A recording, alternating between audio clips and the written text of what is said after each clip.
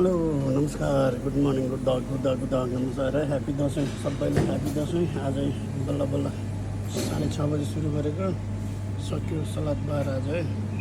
हिजोदेखि मेरो सलादमा चाहिँ टक्क सलाद बनाएको साथी हो गुड मर्निङ है सबैलाई ह्याप्पी दसैँ है ह्याप्पी दसैँ सबैलाई है सलादहरू राम्रो बनाएको छ है 10:30 बजी हिँडेर सलाद लिने बलहरू यहाँ आएछ है अनि यहाँ चाहिँ टक्क लगाएर 10:30 बजे सक्यो अब बल्ल बल्ल सबै आफै एक्लैले गर्नुपर्छ काठको बनाउने गर्ने त्यहाँ ड्रेसिङहरू सजाउने राख्ने बाहिर अन्डा सन्डा घन्टा सबै राखेको छ है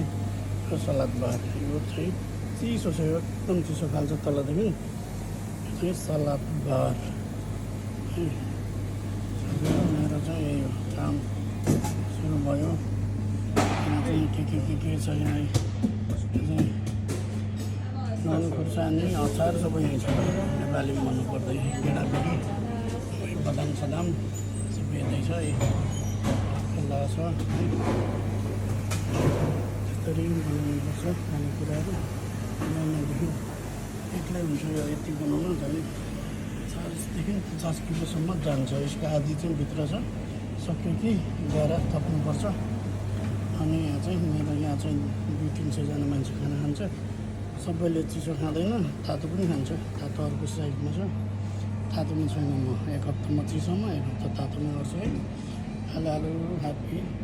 दसैँ